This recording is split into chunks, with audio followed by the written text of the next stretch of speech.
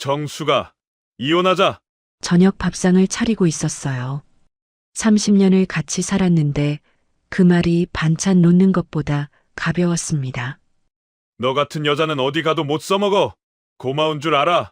그리고 열흘 뒤 남편이 재혼했다는 소식을 들었어요. 열흘이요. 30년이 열흘짜리였더라고요. 그런데요. 그 남자가 잘 나갈 수 있었던 이유. 그걸 아는 사람은 아무도 없었습니다. 저만 빼고요. 이 이야기는 그날 밤부터 시작됩니다. 이야기 시작 전 구독과 좋아요 부탁드려요. 어디에서 듣고 계신지 적어주시면 그쪽을 향해 복 받으시길 기도드리겠습니다. 그날 저녁 저는 남편이 좋아하는 갈치조림을 하고 있었어요. 30년이었습니다. 결혼하고 30년 동안 저는 그 사람 입맛에 맞춰 밥상을 차렸어요. 갈치는 너무 짜지 않게, 된장찌개는 두부를 꼭 넣고, 나물은 참기름 넉넉히. 그 사람이 맛있다 한마디 안 해도 빈 그릇이 돌아오면 그걸로 됐었거든요. 근데 그날은 좀 달랐어요. 남편이 양복을 입고 식탁에 앉더니 숟가락도 안 들고 저를 봤습니다. 정수가, 네, 이혼하자. 젓가락을 들고 있었는데 손가락 끝에서 감각이 사라졌어요. 갈치조림에서 올라오는 김이 제 얼굴 위로 흘렀는데 뜨거운 줄도 몰랐습니다. 뭐라고요? 들었잖아. 이혼하자. 남편은 갈치조림 쪽은 쳐다보지도 않았어요. 마치 오늘 저녁 메뉴를 고르듯 그렇게 가볍게 말했습니다. 저는 그 자리에 서서 아무 말도 못했어요. 30년이라는 시간이 주마등처럼 지나갔습니다. 새벽 5시에 일어나 도시락을 쌌던 아침들. 회사 접대 때 머리 숙여 인사하던 밤들. 시어머니 생신 때 새벽부터 전 부치던 명절들. 아이들 분유값이 없어서 친정에 전화하던 그 겨울. 그 모든 게 이혼하자 석자로 끝나는 거였어요. 이유가 뭔데요? 겨우 그 말을 꺼냈습니다. 남편은 의자를 뒤로 밀며 일어났어요. 그리고 저를 위에서 내려다보며 말했습니다. 너 같은 여자는 어디 가도 못 써먹어. 30년 동안 해준 게 밥밖에 뭐가 있어? 고마운 줄 알아. 목이 메었어요. 뭔가 말하려고 입을 열었는데 소리가 안 나왔습니다. 눈물도 안 나오더라고요. 너무 아프면 눈물도 안 나온다는 게 진짜였어요. 남편은 현관으로 가면서 뒤도 안 돌아봤습니다. 짐 정리해. 이번 주 안으로. 문이 닫혔어요. 갈치조림이 식어가고 있었습니다. 30년 동안 차린 밥상 위에 혼자 남겨졌어요. 저는 한참을 그 자리에 서 있었습니다. 다리에 힘이 풀려서 주저앉았어요. 차가운 부엌 바닥이 등을 타고 올라왔습니다. 그때 전화가 울렸어요. 시어머니였습니다. 정수가 나야. 네, 어머니. 잘된 일이야. 우리 태호한테 새 사람 들어온다. 축하해야지. 전화기 너머로 웃음소리가 들렸어요. 시어머니가 웃고 계셨습니다. 30년 동안 명절마다 전 부치고 제사마다 새벽 3시에 일어나 상 차리고 병원에 모시고 다니고 용돈 챙기고 그 30년이 잘된 일이었더라고요. 네. 축하드려요, 어머니. 그 한마디가 제 입에서 어떻게 나왔는지 모르겠어요. 전화를 끊고 나서야 손이 떨리기 시작했습니다. 짐을 쌌어요. 30년을 살았는데 제 짐은 캐리어 2개뿐이었습니다. 옷 몇 벌, 앨범 1권, 아이들 어릴 때 사진, 화장품 파우치 하나. 이 집에 있는 가구도, 가전도, 그릇도 다 제가 골랐는데 제 이름으로 된 건 하나도 없었어요. 원룸을 구했습니다. 보증금 500에 월세 45만 원. 7평짜리 방이었어요. 캐리어 2개를 내려놓으니까 방이 다 찼습니다. 창문 밖으로 골목이 보이고 형광등 불빛이 하얗게 내려앉았어요. 거기 앉아서 전화를 했습니다. 친정 아버지에게요. 아버지, 수가, 이제 안 해도 돼요. 끝났으니까. 전화기 너머로 아버지가 한참 아무 말씀도 안 하셨어요. 그 침묵이 천근만근이었습니다. 아버지는 알고 계셨거든요. 30년 동안 제가 뭘 숨기고 살았는지. 알았다. 그 두 글자에 담긴 무게를 그때는 다 몰랐어요. 나중에야 알았습니다. 전화를 끊고 마지막으로 시댁에 전화를 걸었어요. 시어머니가 받으셨습니다. 뭐야 또? 어머니, 그동안 감사했습니다. 뭐? 이제 제 몫은 끝이에요. 끊었습니다. 손이 떨렸어요. 심장이 벌렁거렸습니다. 그 한마디가 어떤 의미인지 시어머니는 아직 모르셨을 거예요. 하지만 곧 알게 될 거였습니다. 그날 밤 저는 7평짜리 원룸에서 이불을 뒤집어 쓰고 울었어요. 소리내서 울 수도 없었습니다. 벽이 얇았거든요.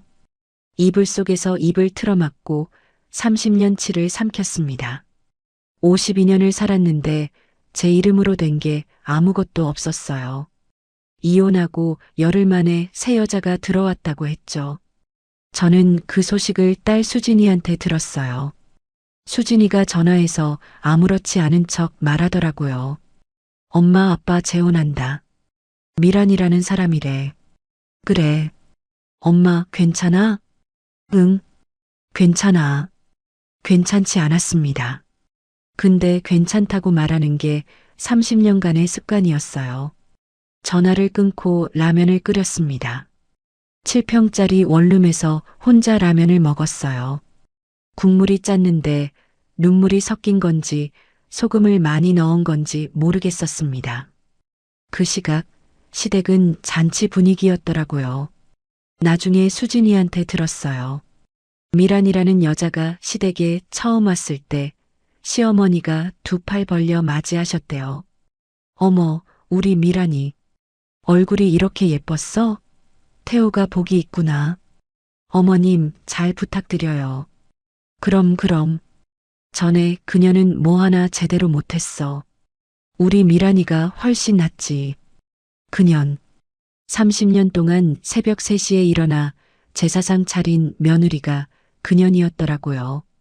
명절마다 손이 트도록 전 부치고 시어머니 무릎이 아프시다고 하면 한의원 모시고 다니고 용돈은 남편 몰래 제 통장에서 뺏어 드렸습니다. 그래도 한 번도 잘했다 소리를 못 들었어요. 그러더니 제가 떠나니까 그년이래요.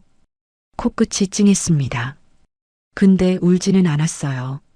이미 눈물이 다 말랐었거든요. 미란이라는 여자는 들어오자마자 집을 바꾸기 시작했대요.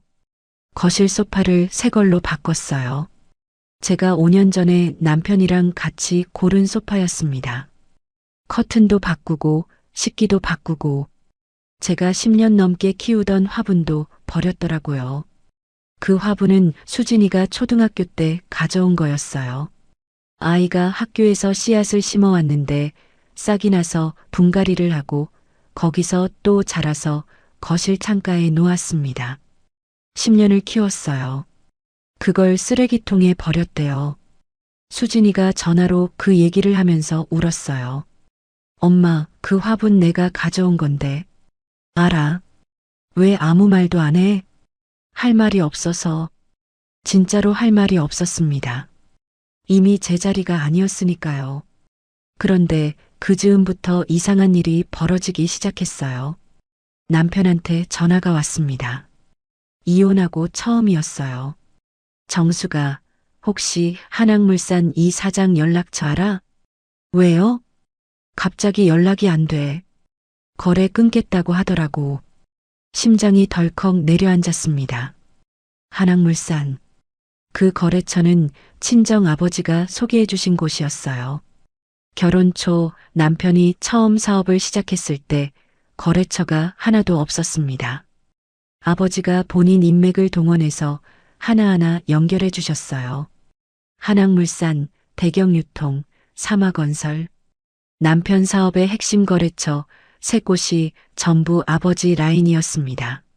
남편은 그걸 몰랐어요. 제가 시킨 거였거든요. 결혼 첫 해에 아버지한테 전화했었습니다. 새벽에 몰래 아버지 부탁이 있어요. 뭐냐? 도와주시되 절대 티내지 마세요. 그이 자존심 상하잖아요. 자기 힘으로 한 줄 알아야 해요. 아버지가 한참 말이 없으셨어요. 그리고 한숨을 쉬시더니 말씀하셨습니다. 내 남편은 그것도 모르겠냐? 아버지, 알았다. 안 들키게 할게. 그게 30년이었어요. 아버지는 약속을 지키셨습니다. 거래처 연결도, 은행 대출 보증도, 사업이 위태로울 때 넣어준 긴급 자금도 전부 제가 부탁드린 거였고, 전부 아버지가 해주신 거였고, 전부 남편은 모르는 거였습니다. 남편은 본인 실력인 줄 알았어요. 사업이 잘 될 때마다 내가 이걸 읽었어 하셨습니다. 상 받을 때마다 역시 나는 달라 하셨어요. 저는 뒷줄에서 박수를 쳤습니다. 한 번도 사실은요 라고 말하지 않았어요. 그런데 이제 제가 떠났으니까 아버지도 손을 떼신 거였습니다. 남편 전화에 저는 짧게 대답했어요. 몰라요. 전 이제 상관없잖아요. 끊었습니다. 그날 밤 원룸에 누워서 천장을 봤어요. 형광등이 지직거리고 있었습니다. 엄마한테 전화가 왔어요. 수가, 엄마, 후회하냐? 모르겠어요, 엄마. 잘한 건지, 뭘 잘못한 게 있다고 그래. 30년을 숨겼잖아요. 그 사람한테. 엄마가 한참 말이 없으셨어요. 그리고 조용히 말씀하셨습니다. 그건 내 잘못이 아니야. 너는 그 사람이 잘 되길 바랐을 뿐이잖니. 전화를 끊고 이불을 뒤집어 썼습니다. 그 시각 시댁 거실에서는 미란이가 쇼핑백을 풀고 있었을 거예요. 새 옷, 새 구두, 새 핸드백, 남편 카드로. 시어머니는 옆에서 흐뭇하게 보고 계셨겠죠. 저는 원룸에서 라면, 국물을 마시고 있었습니다. 그런데 이상하게도 서럽지만은 않았어요. 아주 작은, 아주 조그만 감정이 가슴 어딘가에서 올라왔습니다. 그건 처음 느껴보는 거였어요. 해방감이었습니다. 이혼하고 석 달이 지났어요. 저는 원룸에서 하루하루를 버티고 있었습니다. 아침에 일어나서 뭘 해야 할지 모르겠더라고요. 30년 동안 새벽 5시에 일어나 밥하고 빨래하고 남편 양복 다려놓고 아이들 챙기고 그게 제 하루였거든요. 근데 이제 챙길 사람이 없으니까 시간이 멈춘 것 같았어요. 그날도 그냥 멍하니 앉아 있었습니다. 아버지한테서 전화가 왔어요. 수가, 아버지 집에 와라. 보여줄 게 있다. 아버지 목소리가 평소와 달랐어요. 무겁고 단단했습니다. 무슨 일인지 몰랐지만 가슴이 쿵 내려앉았어요. 친정집에 도착하니 아버지가 서재에 계셨습니다. 책장 앞에 서서 저를 기다리고 계셨어요. 서재 책상 위에 갈색 가죽 서류 가방이 하나 놓여 있었습니다. 낡았어요. 모서리가 해지고 지퍼 부분이 닳아 있었습니다. 30년은 됐을 가방이었어요. 앉아라. 아버지가 의자를 빼주셨어요. 저는 앉았습니다. 아버지가 서류 가방의 지퍼를 열었어요. 안에서 두꺼운 장부가 나왔습니다. 갈색 표지에 검은 글씨로 기록이라고만 적혀 있었어요. 그리고 그 아래 투명 파일에 담긴 서류 뭉치가 빼곡했습니다. 이게 뭐예요, 아버지? 30년이다. 아버지가 장부를 펼치셨어요. 첫 페이지, 1994년 3월 15일, 사위 창업 자금 5천만 원 지원, 신한은행 이체. 가슴이 철렁했습니다. 아버지가 페이지를 넘기셨어요. 1995년 6월, 한학물산 이사장에게 사위 거래처 연결 부탁, 골프장에서 직접 소개.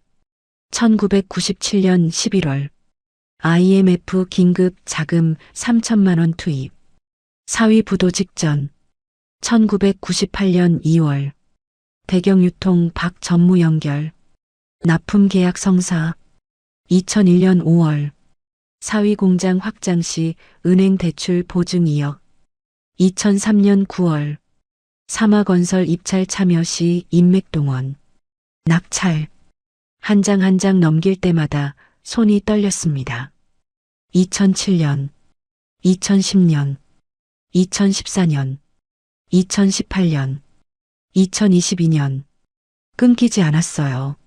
30년 동안 한 해도 빠짐없이 기록이 이어져 있었습니다. 거래처 소개 12건, 대출 보증 3건, 긴급 자금 투입 5회, 위기 때 인맥동원 8건. 총 지원 금액만 해도 제가 세기 힘든 숫자였어요. 아버지, 내가 시킨 거다. 아버지가 저를 똑바로 보셨어요. 내가 전화해서 아버지 도와주세요. 근데 절대 티내지 마세요. 그랬잖아. 그래서 30년을 숨겼다. 사위는 끝까지 몰랐고. 근데 이건 내 몫이야, 수가. 내가 부탁한 거고, 내가 그 남자를 위해 해준 거다. 이 장부에 적힌 게 전부 너야. 아버지 목소리가 떨리셨어요. 75년을 사신 아버지가. 전화기 너머로 알았다. 두 글자밖에 안 하시던 아버지가. 눈이 빨개지셨습니다. 저는 장부를 내려다봤어요. 1994년. 그해 저는 22이었습니다. 결혼한 지 1년도 안 됐을 때였어요. 남편이 사업을 하겠다고 했는데 돈이 없었어요. 저는 친정에 전화했습니다. 창피했지만 어쩔 수 없었어요. 남편이 잘 되면 저도 잘 되는 거라고 생각했으니까요. 근데 아버지가 그걸 다 적어두셨더라고요. 날짜별로, 금액별로, 누구한테 부탁했는지까지. 한 줄 한 줄이 아버지의 30년이었어요. 장부 마지막 페이지를 넘겼습니다. 아버지의 메모가 적혀 있었어요. 만년필 글씨로 삐뚤빼뚤하게. 내 딸이 행복하길 바랐을 뿐이다. 그 한 줄을 읽는 순간 참았던 게 다 터졌습니다. 엉엉 울었어요. 소리내서 울었습니다. 30년 동안 한 번도 소리내서 운 적 없었거든요. 시댁에서도, 남편 앞에서도, 아이들 앞에서도 늘 참았어요. 화장실 들어가서 수건 물고 울거나 이불 속에서 입 틀어막고 울었습니다. 근데 그날은 아버지 서재에서, 아버지 앞에서 30년치를 다 쏟아냈어요. 아버지가 제 머리를 쓰다듬어 주셨어요. 75세 아버지의 거칠고 마른 손이 제 머리 위에 올려졌습니다. 22살 때 시집 보내면서 잘 살아라 했던 그 손이었어요. 다 울어라. 아버지가 그렇게 말씀하셨어요. 다 울고 나서 이제 내 인생 살아라. 저는 장부를 안고 울었습니다. 그 안에 적힌 숫자가 돈이 아니었어요. 아버지의 사랑이었습니다. 그리고 제가 30년 동안 그 남자한테 해준 것의 증거였어요. 남편은 이 장부의 존재를 모릅니다. 하지만 이 장부가 없었으면 그 남자의 사업도 없었어요. 서재를 나올 때 아버지가 등 뒤에서 말씀하셨어요. 그놈한테는 보여주지 마라. 내가 가지고 있어. 왜요? 증거는 쓸 데가 있는 법이다. 아버지는 그렇게 말씀하시고 서재 문을 닫으셨어요. 저는 장부를 안고 집으로 돌아왔습니다. 7평짜리 원룸에 장부를 놓으니까 그 작은 방이 조금 달라 보였어요. 분노가 올라왔습니다. 처음으로 서러움이 아니라 분노였어요. 그날 밤 잠이 오지 않았어요. 장부를 원룸 베개 옆에 놓고 누웠는데 그 갈색 가죽 냄새가 코끝에 맴돌았습니다. 아버지 서재 냄새였어요. 어릴 때 아버지 무릎에 앉아 그림책을 보던 그 서재. 거기서 30년치가 쏟아진 거였습니다. 천장을 봤어요. 형광등은 꺼져 있었고 창문으로 가로등 불빛이 비스듬히 들어왔습니다. 그 빛이 천장에 길게 금을 그었어요. 저는 그 금을 따라가면서 생각했습니다. 내가 말했으면 달랐을까? 30년 전, 그때 아버지한테 티 내지 마세요라고 안 했으면, 남편이 처음 사업 성공했을 때 사실은요, 우리 아버지가 도와주신 거예요라고 말했으면, 그랬으면 그 사람이 저를 그렇게 무시했을까요? 아니, 더 무서운 건 다른 거였어요. 내가 숨긴 게 그 사람을 망친 건 아닐까? 자기 실력인 줄 알았으니까요. 아무도 안 도와줘도 잘 될 수 있다고 믿었으니까요. 그 착각이 그 사람을 오만하게 만든 건 아닐까? 남 무시하고 아내 깔보고 내가 다 했다는 그 자만심이 전부 제가 심어준 건 아닐까? 그렇게 생각하니까 가슴이 답답해졌어요. 숨이 안 쉬어졌습니다. 이불을 걷어차고 일어나 앉았어요. 새벽 3시였습니다. 물을 마시려고 싱크대 앞에 섰는데 거울에 제 얼굴이 비쳤어요. 형편없었습니다. 눈은 부어있고 볼은 꺼져있고 52년을 살았는데 이 꼴이었어요. 그때 남편의 목소리가 귓가에 맴돌았습니다. 너 같은 여자는 어디 가도 못 써먹어. 맞는 건지도 모른다고 생각했어요. 30년을 남편 뒤에서 살았으니까. 제 이름으로 한 게 뭐가 있어요. 사업자 등록증도 없고 직장 경력도 없고 자격증도 없고 줄곧 태호 씨 아내 준혁이 엄마 정 회장 딸이었지. 한정 숙인 적은 한 번도 없었어요. 그게 제일 무서웠습니다. 52년을 살았는데 나가 없었다는 게. 다시 누웠어요. 장부를 안고 누웠습니다. 아버지의 마지막 메모가 떠올랐어요. 내 딸이 행복하길 바랐을 뿐이다. 근데 아버지, 저는 행복했을까요? 30년 동안 새벽에 일어나 밥하고 남편 양복 다려놓고 시어머니 용돈 챙기고 아이들 학원 보내고 그러면서 친정에 전화해서 아버지, 이번 달도 좀 부탁드려요 하고 남편이 상 받으면 객석 뒷줄에서 박수치고 집에 돌아오면 오늘 저녁 뭐 먹을래? 물어보고 행복이 뭔지도 잊어버렸더라고요. 그냥 바빴어요. 매일매일이 할 일의 연속이었고 그걸 다 해내면 하루가 끝나고 또 새벽이 오고 그걸 30년 동안 반복했습니다. 그런데 이제 그 반복이 끊겼어요. 새벽에 일어나도 챙길 사람이 없으니까 그제서야 제가 보이기 시작한 거예요.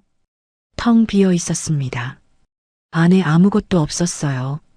그렇게 새벽을 꼬박 지새우고 있었는데 아침 7시에 초인종이 울렸어요. 문을 열었더니 엄마가 서 계셨습니다. 한 손에 비닐봉지를 들고 계셨어요. 안에 반찬통이 가득 들어 있었습니다. 된장찌개, 깍두기, 시금치나물, 멸치볶음.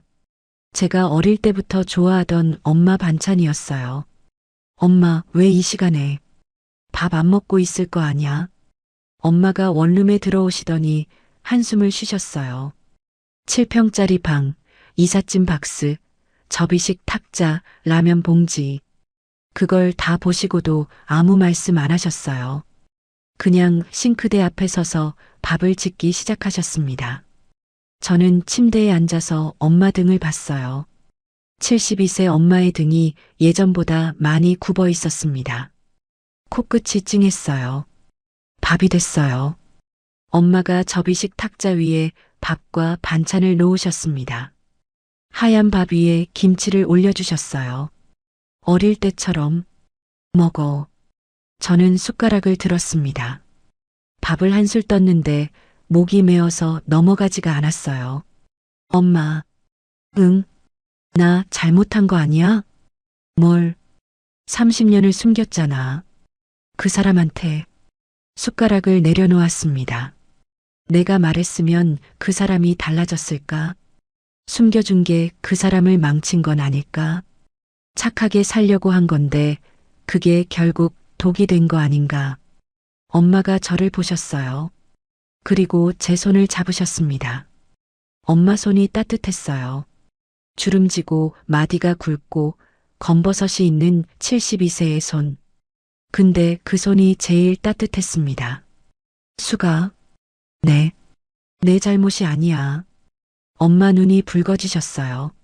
30년을 참고 살아준 것도 모자라서 내 탓을 하냐. 은혜를 모르는 놈이 나쁜 거지. 착하게 산 게 죄가 되는 세상이 잘못된 거야. 엄마 앞에서는 못 참겠더라고요. 눈물이 쏟아졌습니다. 엄마가 제 머리를 끌어안으셨어요. 엄마 품에서 울었습니다. 냄새가 났어요.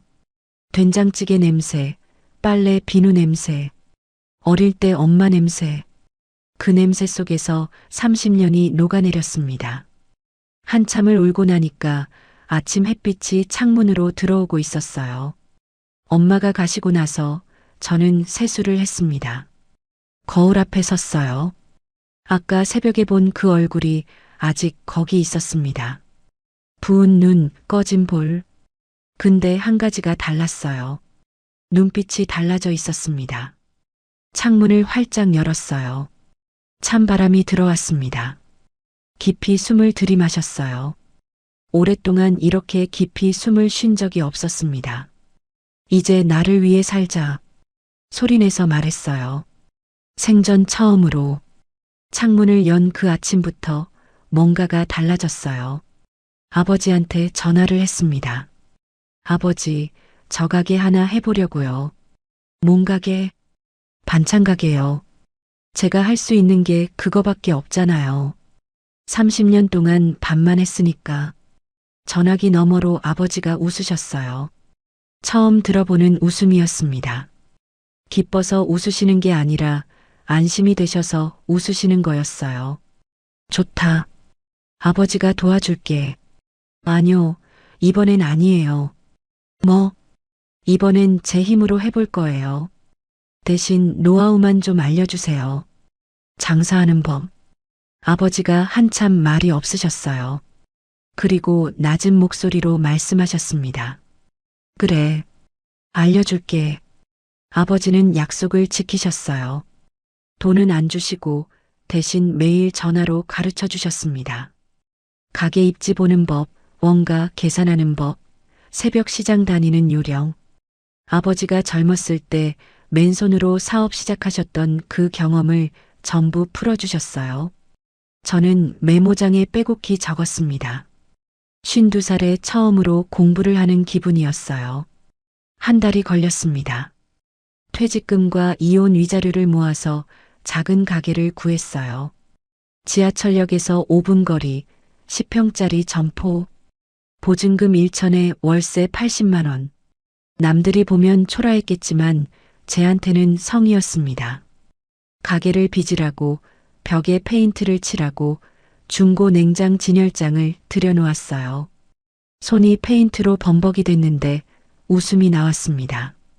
이상했어요. 30년 동안 집안일을 하면서 웃어본 적이 없었거든요. 근데 남줄 게 아니라 내 걸 만드니까 달랐어요. 그리고 그날이 왔습니다. 사업자 등록증이 나온 날. 세무서에서 받아들었는데 거기 적혀 있더라고요. 대표자 한정숙. 52년 만에 처음으로 제 이름이 어딘가에 적힌 거였어요. 태호 씨 아내도 아니고 준혁이 엄마도 아니고 한정숙. 저였습니다. 세무서 복도에서 그 종이를 한참 들여다봤어요. 글자가 흐릿해졌습니다. 눈물이 나서요. 근데 슬퍼서 우는 게 아니었어요. 그 시각 시댁에서는 다른 일이 벌어지고 있었더라고요. 나중에 수진이한테 들었어요. 미란이가 시어머니를 큰 방에서 내보냈대요. 어머님, 이 방이 넓으니까 저희가 쓸게요. 어머님은 작은 방이 아늑하시잖아요. 시어머니가 뭐라고 하셨냐면요. 그래, 그래. 미란이 편한 대로 해. 그렇게 넘어가셨대요. 30년 동안 큰 방을 쓰시던 분이 새 며느리한테 밀려서 작은 방으로 가셨어요. 근데 그게 시작이었습니다. 미란이가 시어머니 밥을 따로 차렸대요. 자기랑 태호는 거실에서 먹고 시어머니는 작은 방에서 혼자 드시게 했대요. 어머님은 조용히 드시는 게 편하시잖아요. 라면서 수진이가 전화로 그 얘기를 하면서 말했어요. 엄마, 할머니가 좀 불쌍해. 저는 아무 말도 안 했어요. 할 말이 없었거든요. 30년 동안 저한테 그년 소리 하시던 분이니까요. 근데 이상하게 통쾌하지는 않았습니다. 그냥 씁쓸했어요. 시댁일은 접어두고 저는 가게 준비에 집중했습니다. 새벽 4시에 일어나 시장에 갔어요. 30년 동안 새벽에 일어나는 건 익숙했습니다. 근데 예전엔 남편 도시락 싸려고 일어났고 이제는 제 가게를 위해 일어났어요. 같은 새벽인데 느낌이 완전히 달랐습니다. 발걸음이 가벼웠어요. 무, 배추, 고등어, 돼지고기. 장을 봐서 가게로 돌아와 반찬을 만들었습니다. 된장찌개, 깍두기, 시금치나물, 멸치볶음, 잡채, 제육볶음. 30년 동안 했던 거였어요. 근데 이상하게 맛이 달랐습니다. 예전엔 의무감으로 했고 이제는 자존심을 걸고 했거든요. 그리고 가게 간판을 달았어요. 정숙이네 반찬. 간판업자 아저씨가 사다리 위에서 간판을 붙이는 걸 아래에서 올려다 봤습니다. 제 이름이 거기 걸리는 거였어요. 떨렸습니다. 손이 떨리고 다리가 떨리고 입술이 떨렸어요. 근데 그 떨림이 두려움이 아니었어요. 설렘이었습니다. 개업 첫날 아침 8시에 문을 열었어요. 1시간 동안 아무도 안 왔습니다. 진열장 안에 반찬이 가지런히 놓여 있었고 저는 카운터 뒤에 서서 문만 바라봤어요. 불안했습니다. 이게 되는 건가? 52살에 시작한 게 무모한 건 아닌가? 그때 문이 열렸어요. 첫 손님이었습니다. 동네 할머니 한 분이 들어오셨어요. 여기 새로 생겼네? 깍두기 맛 좀 보자. 저는 시식 접시에 깍두기를 담아드렸어요. 할머니가 한 점 드시더니 눈을 크게 뜨셨습니다. 어머, 이거 맛있네. 이거 누가 만든 거야? 제가 만들었어요. 손맛이 좋다. 깍두기 2팩하고 시금치나물 하나 줘. 카운터에서 계산을 했어요. 15,000원이었습니다. 15,000원. 그게 제 인생에서 처음으로 제 힘으로 번 돈이었습니다. 할머니가 나가시고 저는 카운터에 앉았어요. 15,000원짜리 영수증을 들여다봤습니다. 손이 떨렸어요. 눈앞이 흐려졌습니다. 52년 만에 처음이었어요. 제 이름으로, 제 손으로, 제 힘으로 번 돈. 가게 안에서 혼자 울었습니다. 아무도 없었어요. 진열장 불빛만 켜져 있었고 반찬 냄새가 가게 안에 가득했어요. 그 안에서 영수증 한 장 들고 엉엉 울었습니다. 그날 하루 매출이 87,000원이었어요. 대단한 금액이 아니었습니다. 근데 그 87,000원이 제가 30년 동안 받지 못한 것보다 더 크게 느껴졌어요. 인정이었거든요. 내가 만든 걸 누군가 골라서 돈을 내고 가져간 거잖아요. 맛있네 한마디를 해준 거잖아요. 남편한테 30년 동안 단 한 번도 못 들은 말을 동네 할머니한테 첫날에 들은 거였습니다. 가게 불을 끄고 원룸으로 돌아오면서 아버지한테 전화를 했어요.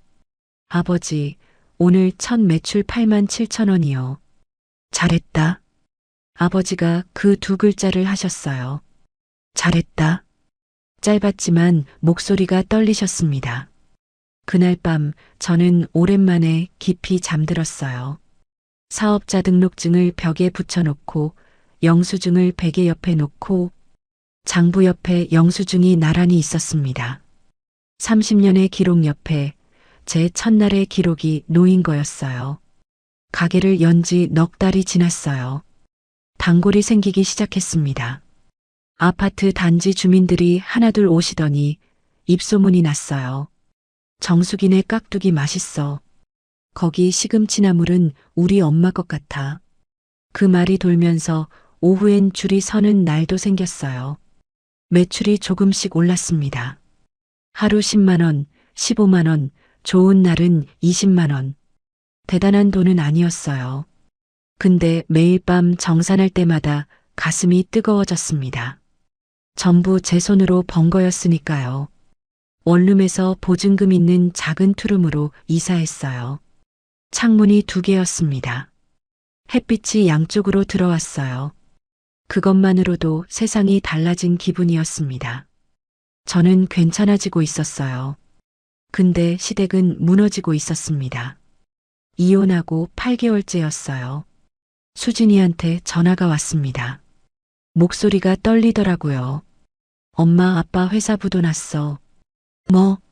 진짜야. 직원들 다 나갔대. 사무실 비웠대. 심장이 멈추는 것 같았어요. 그 사람이 30년 동안 쌓아 올린 게 무너졌다는 거였습니다.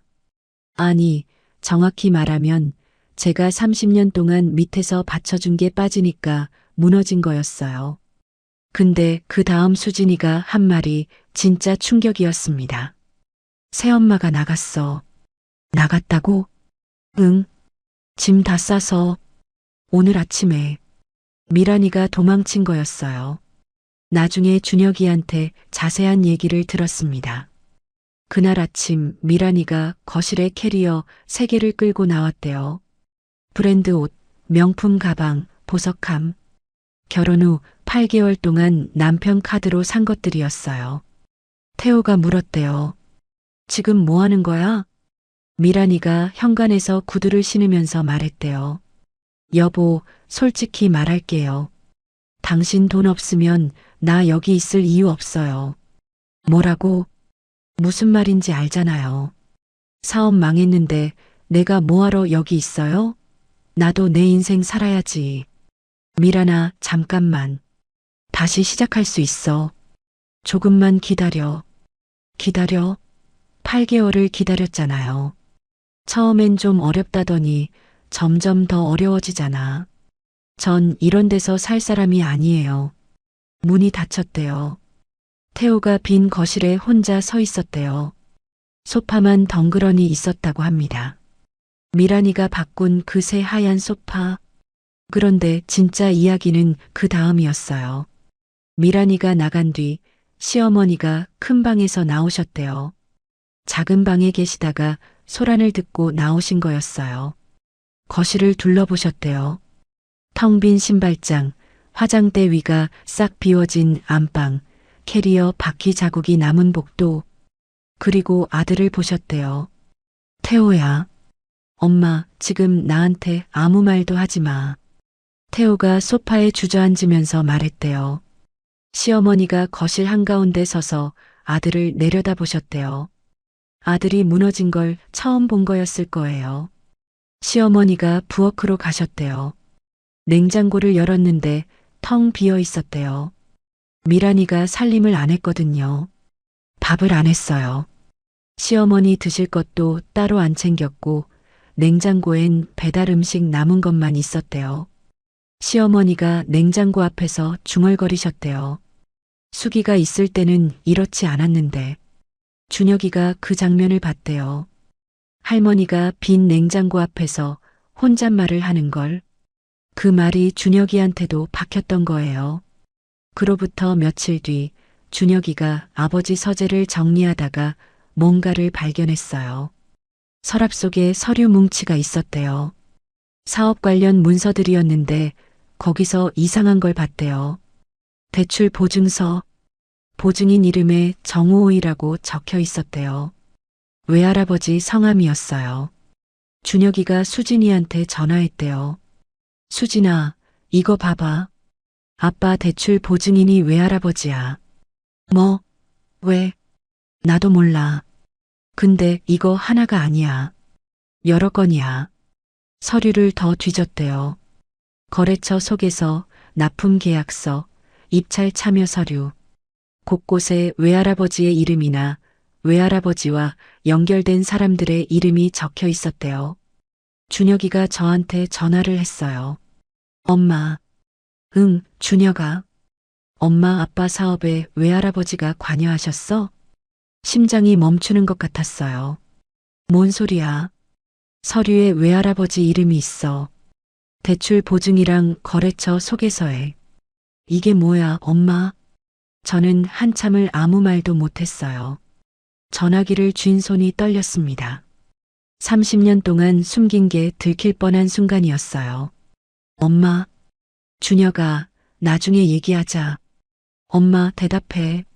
외할아버지가 아빠 사업 도와주신 거야? 지금은 말 못해. 전화를 끊었어요. 손이 떨려서 전화기를 카운터 위에 내려놓았습니다. 가게 안에서 혼자 벽에 등을 기댔어요. 심장이 미친 듯이 뛰었습니다. 30년이었어요. 30년을 숨겼는데, 근데 이상하게 두려움 속에 다른 감정이 섞여 있었어요. 안도. 숨기는 게 너무 무거웠거든요. 30년 동안 짊어진 그 비밀이 이제 슬슬 내려놓을 때가 온 건지도 모르겠다고 생각했습니다. 그날 밤 수진이한테 전화가 왔어요. 엄마, 오빠가 서류를 가지고 외할아버지 댁에 갔대. 가슴이 철렁 내려앉았습니다. 지금? 응. 방금 출발했대. 저는 앞치마를 벗고 가게 문을 잠갔습니다. 택시를 잡았어요. 친정집으로 가면서 창 밖을 봤습니다. 가로등 불빛이 줄줄이 지나갔어요. 30년이 끝나려 하고 있었습니다. 친정집에 도착했을 때 이미 늦었어요. 준혁이가 먼저 와 있었습니다. 현관문이 열려 있었어요. 안에서 목소리가 들렸습니다. 아버지 서재였어요. 외할아버지, 이게 진짜예요? 준혁이 목소리가 떨리고 있었어요. 저는 서재 문 앞에서 멈췄습니다. 발이 안 떨어졌어요. 문틈으로 안이 보였습니다. 준혁이가 책상 앞에 서 있었고 아버지가 의자에 앉아 계셨어요. 책상 위에 그 서류들이 펼쳐져 있었습니다.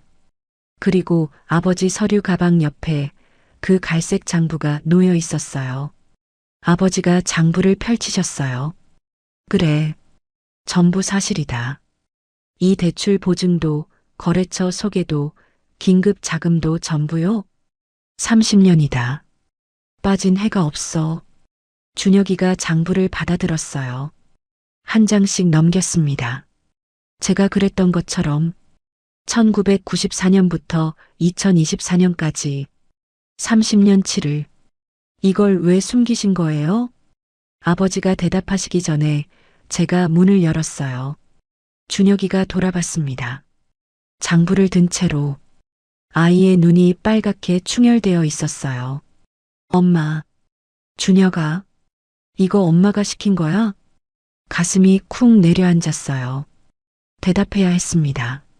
30년을 숨겼으니까 이제 말해야 했어요. 응.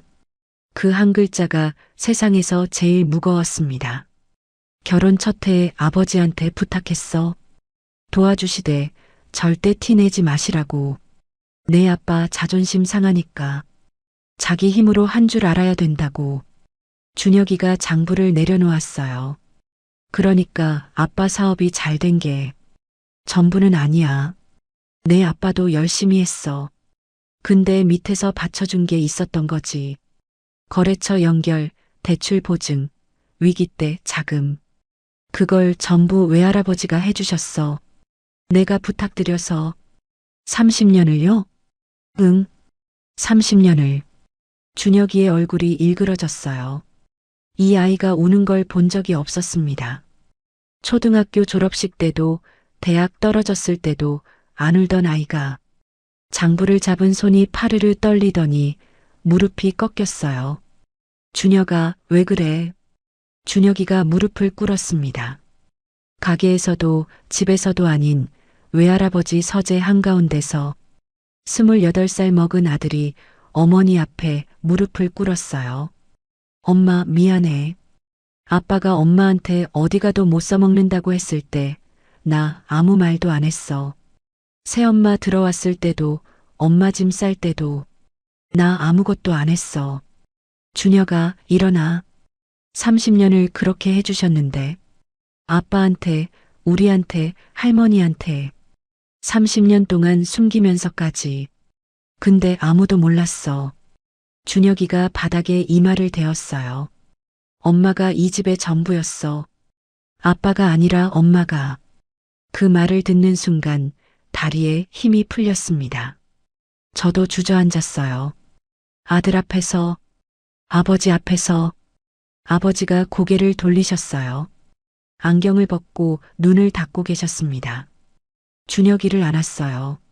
28이 됐는데 아직도 품에 들어오면 초등학생 때 그 아이였어요. 등을 토닥이면서 저도 울었습니다. 소리 없이. 그로부터 이틀 뒤였어요. 가게 문을 닫을 시간이었습니다. 7시 반쯤이었어요. 마지막 반찬통을 정리하고 있는데 문이 열렸어요. 수진이가 들어왔습니다. 그리고 뒤에 누가 있었어요. 시어머니였어요. 심장이 멈추는 줄 알았어요. 시어머니가 제 가게 안으로 들어오셨습니다. 진열대를 둘러보시더라고요.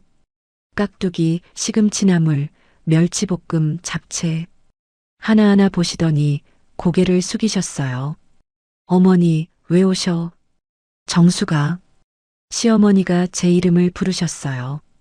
30년 동안 야, 너, 그년이라고만 하시던 분이 처음이었습니다. 제 이름을 부르신 게 내가 잘못했다. 시어머니가 허리를 굽히셨어요. 78세 시어머니가 관절이 안 좋으셔서 무릎을 못 꿇으시니까 허리로 인사를 하신 거였어요. 30년 동안 내가 이 집을 다 해줬는데 밥도 살림도 제사도 용돈도. 근데 나는 한 번도 고맙다고 안 했어. 어머니, 그만하세요. 미란이가 오고 나서 알았어. 진짜 며느리가 뭔지. 그년이 8개월 있으면서 해준 게 뭐야? 밥 한 번 안 해주고 나를 작은 방에 밀어넣고 냉장고에 배달 음식 쓰레기만 쌓아놓고.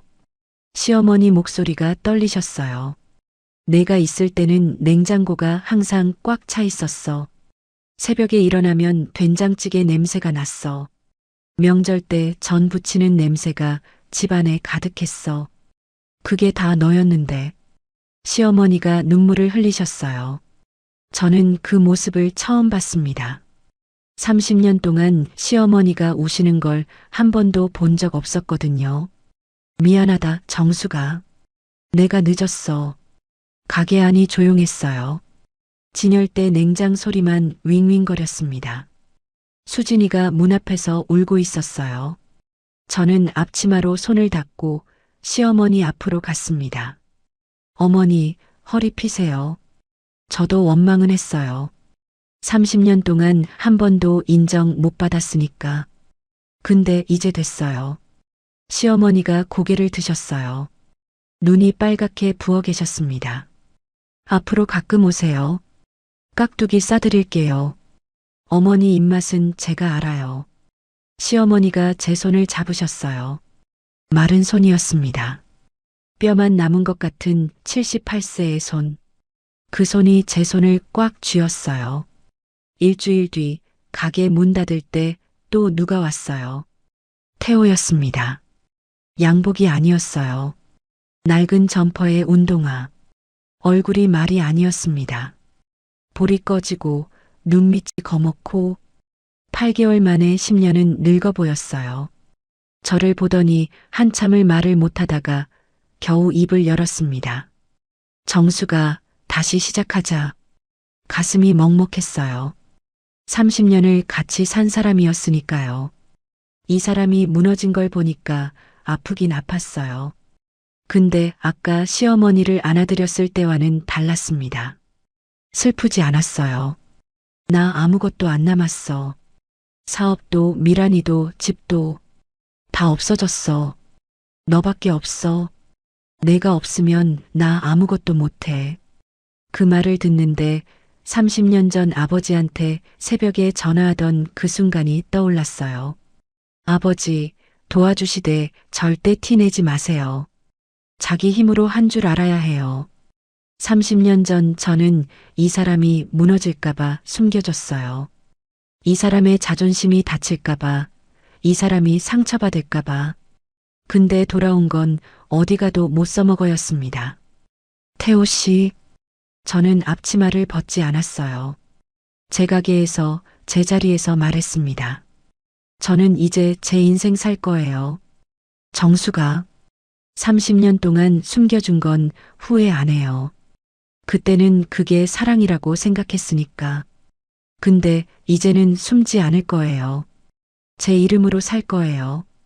태호의 눈에 눈물이 고이더라고요. 저는 그 눈물을 봤습니다. 30년 동안 한 번도 안 우시던 사람이. 근데 이번에는 제가 흔들리지 않았어요. 여기 있는 거 전부 제가 만든 거예요. 저 혼자서요. 아무도 안 도와줬어요. 아버지한테 돈도 안 빌렸어요. 처음으로 제 힘으로 세운 거예요. 태호가 진열대를 둘러봤어요. 깍두기, 시금치나물, 멸치볶음, 고등어 조림. 30년 동안 제가 밥상에 올렸던 그 반찬들이었습니다. 같은 반찬인데 이제는 제 이름이 붙어 있었어요. 잘 사세요, 태호 씨. 그 말이 제 입에서 나왔을 때 30년이 끝났습니다. 태호가 가게를 나갔어요. 유리문이 닫혔습니다. 등이 보였어요. 8개월 전에 이혼하자 하고 현관을 나갔던 그 등이 이번에는 제가 보내는 거였습니다. 문이 닫히고 가게에 혼자 남았어요. 진열대 위에 정숙인의 반찬 간판 불이 켜져 있었습니다. 저는 앞치마 끈을 다시 묶었어요. 내일도 새벽 4시에 일어나야 하거든요. 시장에 가야 합니다. 제 가게니까요. 3년이 지났어요. 새벽 4시 알람 소리에 눈을 떴습니다. 이제는 알람 없이도 눈이 떠지지만 그래도 맞춰놓는 게 습관이 됐어요. 52살에 시작한 습관이 55살이 된 지금까지 이어지고 있습니다. 일어나서 세수를 하고 거울을 봤어요. 주름이 늘었더라고요. 눈가에, 이마에, 입 옆에. 근데 3년 전 원룸에서 새벽에 봤던 그 얼굴이 아니었어요. 그때는 텅 비어 있었거든요. 지금은 달라요. 뭐가 달라졌냐면 눈이 달라졌어요. 살아있는 눈이었습니다. 가게에 출근했어요. 근데 이제 8평짜리 가게가 아니에요. 정숙인의 반찬이 3개가 됐거든요. 첫 번째 가게가 입소문을 타면서 1년 만에 매출이 3배로 뛰었어요. 단골들이 우리 동네에도 해주세요 하셔서 2번째 가게를 냈습니다. 그리고 올 초에 3번째. 직원이 7명이에요. 전부 제가 교육한 아주머니들입니다. 아버지가 그러셨어요. 프랜차이즈 해볼 생각 없냐? 아직은요. 제가 직접 맛을 볼 수 있는 만큼만 하려고요. 아버지가 웃으셨어요. 예전에 알았다 2글자밖에 안 하시던 아버지가 요즘은 웃으시는 일이 잦아지셨어요. 가게에 도착하니까 준혁이가 먼저 와 있었어요. 이 아이가 3년 전부터 가게를 도와주고 있습니다. 처음엔 배달을 해줬어요. 회사 다니면서 퇴근 후에 배달을. 제가 안 해도 된다 했는데 안 듣더라고요. 엄마, 나 30년 빚진 거 갚으려면 배달 정도는 해야지. 그러더니 아예 회사를 그만두고 가게 경영을 맡겠다고 했어요. 저는 반대했습니다. 대기업 다니는 아들이 반찬 가게를 한다고 하니까. 근데 준혁이가 그러더라고요. 엄마가 세운 거 내가 키울게. 이번엔 내가 엄마를 도울 차례야. 그 말에 울었어요. 또 울었습니다. 55살이 됐는데도 눈물이 안 마르더라고요. 지금 준혁이는 2호점, 3호점 관리를 맡고 있어요. 무언가 계산이랑 물류를 담당합니다. 아버지한테 배운 장사 노하우를 준혁이한테 제가 다시 가르쳐 줬어요. 손자한테 직접 가르치시겠다고 아버지가 또 나서셨지만요. 수진이는 SNS를 담당하고 있어요. 정숙인의 반찬 인스타그램 계정을 만들었는데 팔로워가 2만 명이 넘었대요. 수진이가 제 반찬 사진을 예쁘게 찍어서 올리거든요. 댓글에 우리 엄마 반찬 같아요. 택배 되나요? 이런 게 달려요. 제가 만든 반찬 사진 밑에 사람들이 맛있겠다. 어머님 손맛 최고 이러는 거예요. 30년 동안 밥상 차려도 맛있다 한마디 못 들었는데 모르는 사람 2만 명이 해주더라고요. 일요일 오후 가게 문을 닫고 친정에 갔어요. 아버지랑 산책을 했습니다. 아파트 단지 뒤쪽에 작은 공원이 있어요. 벚꽃이 피어 있었습니다. 아버지가 지팡이를 짚고 천천히 걸으셨어요. 78세가 되셨거든요. 3년 전보다 걸음이 느려지셨어요. 저는 아버지 보폭에 맞춰 걸었습니다. 수가, 네, 아버지. 장부 아직 가지고 있냐? 네. 안 버렸어요. 안 버려도 된다. 근데 이제 새 장부를 쓰거라. 아버지가 벚꽃을 올려다보시며 말씀하셨어요. 이번엔 내 이름으로. 그 말에 코끝이 찡했어요. 아버지 팔을 잡았습니다. 마른 팔이었어요. 근데 그 팔이 30년 동안 저를 받쳐준 기둥이었습니다. 아버지, 감사해요. 뭘? 전부 다요. 아버지가 아무 말씀 안 하셨어요. 그냥 걸으셨습니다. 벚꽃이 바람에 날려 아버지 어깨 위에 내려앉았어요. 저는 그걸 살며시 털어드렸습니다. 시어머니는 가끔 가게에 오세요. 한 달에 한두 번 수진이가 모시고 오십니다. 문을 열고 들어오시면 제가 인사를 해요. 어머니, 오셨어요? 응. 깍두기 좀 줘. 그게 다예요. 많은 말은 안 하세요. 근데 3년 전에 그년이라 하시던 분이 지금은 제 가게에 와서 깍두기 좀 좋아하시는 거잖아요. 그게 시어머니의 사과 방식이었어요. 매달 와서 반찬을 사가시는 게 한 번은 깍두기를 싸드리는데 시어머니가 제 손을 잡으시더라고요. 이 맛이야. 네. 이게 그 맛이야. 내가 30년 동안 먹었던. 아무렇지 않게 말씀하시고 나가셨어요. 저는 카운터 뒤에서 눈물을 닦았습니다. 그게 30년 만에 처음 들은 인정이었어요. 태호 소식은 가끔 들려요. 작은 식자재 가게를 한다고 하더라고요. 혼자서. 미란이는 이혼하고 완전히 연락이 끊겼대요. 어디로 갔는지 아무도 모른대요. 한 번은 수진이가 말해줬어요. 엄마 아빠가 우리 가게 앞을 지나가더라. 그래. 간판 보고 한참 서 있었대. 그리고 그냥 돌아섰대. 가슴이 아프냐고요. 솔직히 말하면 조금은 아팠어요. 30년을 같이 산 사람이니까요. 근데 돌아가고 싶진 않았습니다. 저는 이제 제 자리가 있으니까요. 오늘 아침에도 새벽 4시에 일어났어요. 시장에서 장을 보고 가게에서 반찬을 만들고 단골들한테 인사하고 준혁이랑 매출 정리하고 수진이가 보내준 인스타 사진 확인하고 바쁜 하루였습니다. 가게 문을 닫고 집으로 가는 길이에요. 이제 원룸이 아니에요. 작지만 깨끗한 아파트입니다. 현관문을 열면 제가 고른 가구가 있고 제가 키우는 화분이 있고 제 이름으로 된 등기부등본이 서랍에 들어 있어요. 소파에 앉아서 하루를 돌아봤어요. 55살. 이혼하고 3년. 반찬 가게 3개. 직원 7명. 아들은 경영을 맡고 딸은 SNS를 맡고 아버지는 건강하시고 어머니는 매주 반찬을 해보내시고 시어머니는 한 달에 한 번 가게에 오시고 30년 전에 친정에 전화해서 아버지 티내지 마세요 했던 그 22살 정숙이가 55살에 자기 이름이 걸린 간판 아래 서 있습니다. 최고의 복수는 잘 사는 거라고 하잖아요. 근데 저는 복수가 아니에요. 그냥 처음으로 제 인생을 사는 거예요.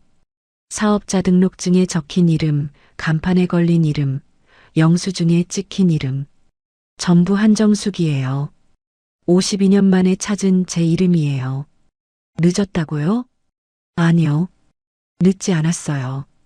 내 이름으로 선자리가 있으면 그때가 바로 시작이에요.